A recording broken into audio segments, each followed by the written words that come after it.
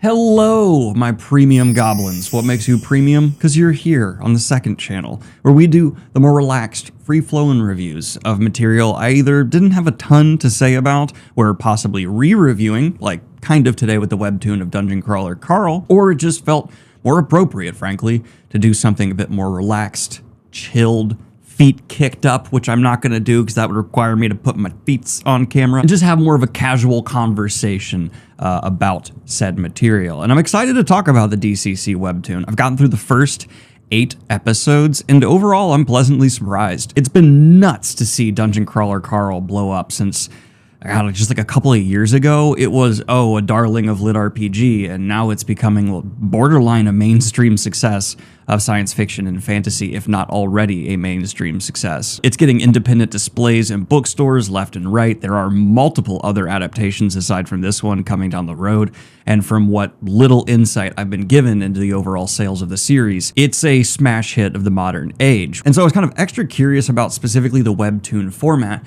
because it's weekly releases. And if Dungeon Crawler Carl is adapted properly into this medium, does that mean it has like an equal potential or level of success that could be reached algorithmically and so much more to dominate that space? And then I realized I have no metric to understand that, and I don't know what is considered good or bad for webtoons because it's a medium that I'm completely foreign to. But what I do know is there is a lot about the Dungeon Crawler Carl story that seems to be working surprisingly well as a cartoon online. And the most prominent and quickly answered question I had going into it is whether or not Matt Dinniman's distinct humor would translate well to a more visual means, and the answer is yes. I actually think the art here in several different instances actually made certain jokes that are repeated from the books work all the better. We actually have a lot of the visual gags from the prose as well carefully conveyed over and brought in to be shown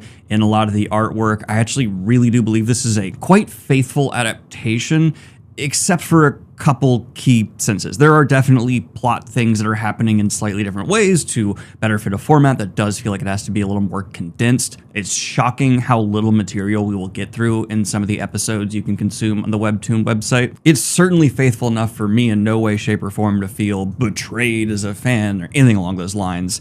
Yet the next bar to hit is whether or not I would recommend it to people as a first-time exposure to the DCC story. And unless you are someone who prefers webtoons as a medium strongly, no. I think Jeff Hayes' narration is still one of the best I've ever just heard, period.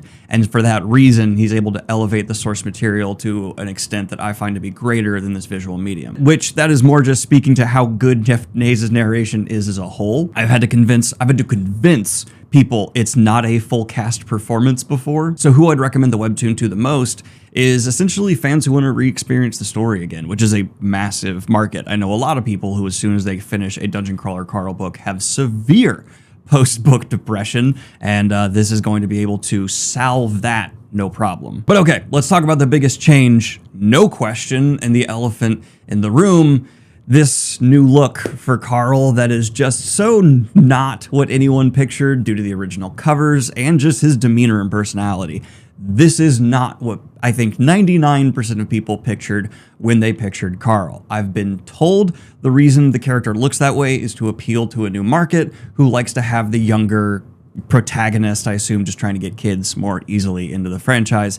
And that's fine. That's the kind of change that it's like a rare one where it's like, yes, that's for money, that's for marketability, but it's so obvious and beneficial if it does play as big a factor as people say that I'm not mad at it. And it reminds me that Carl is supposed to be considered hot in the books, which I forget about a lot. But no, this isn't the like Harrison Ford at Han Solo age appearance at all. And it's much more just teen that you want to root for who is a kid. He's also got a physique in this adaptation that is bonkers. The end result of this, though, is that some of the humor and perspective we're getting from Carl hits a bit different. Like, inevitably, that's going to be a thing if your main character is appearing differently in the art that presents them, and quite frankly, in the personality that would complement them. Though, it's not a bad combo. I actually kind of like this more mature personality in some ways, yet still a juvenile guy attitude coming from someone who's a bit younger. I still believe this Carl's a veteran and he's delivering the lines that are exactly what he says in the books, so it all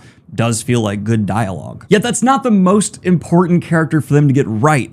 Of course, it's Princess Donut, the true star of Dungeon Crawler Carl. And in something that parallels how Dresden doesn't actually wear a hat, yet is always shown him wearing one on the cover, here we see, continuing the tradition and joke brilliantly, Princess Donut is not drawn in the art as she is described in the book, and talk about committing to the bit. It's that way for the whole goddamn story. And it's also a really distinct style and look for depicting a cat. This doesn't look like your typical cat drawing at all. It's closer to a blob, and it really works. I don't know why, but this kind of mushy, blob, spunky, personality-filled Princess Donut, it is just, like, again, it's kind of like Carl. Not what I pictured at all, but it's being executed quality enough to, yeah, absolutely be enjoyable. And the art as a whole is impressive. I, again, don't have a ton of experience reading webtoons, so I can't gauge this against a large catalog, but I was continually struck by the environment details and a lot more that ended up being really enjoyable. And what really ended up winning me over with the art is just so many small details and choices. If you are a fan of DCC and you've memorized a lot of the quirks that are talked about through Matt Dinniman's descriptions, those have been given the TLC they deserve to be noticeable and not shoved in your face.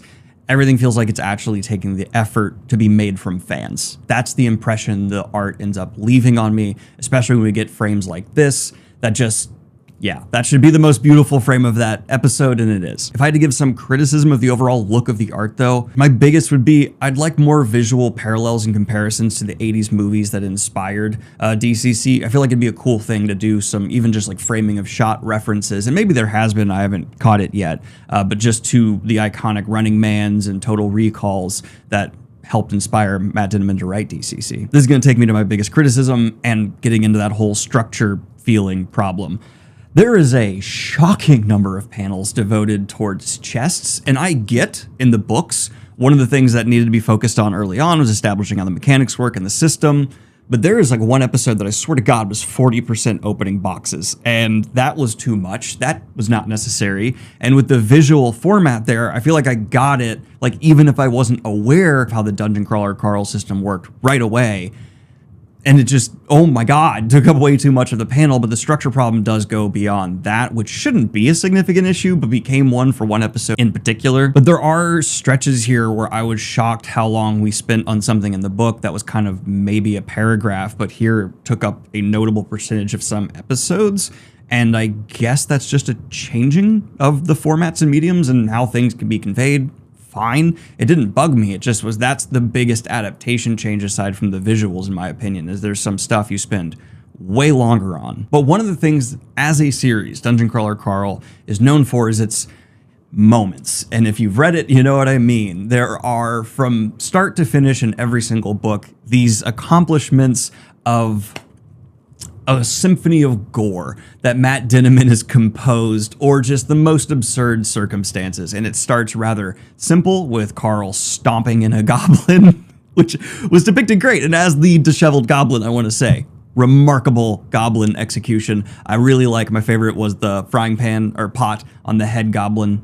Excellent. But from that head stomping, DCC escalates and escalates and can't say that a lot of times fast. The gore and the violence, and it's way too early to tell if it'll continue to hit right, but the iconic moments, for lack of a better term, of DCC have so far hit really well, except for the opening.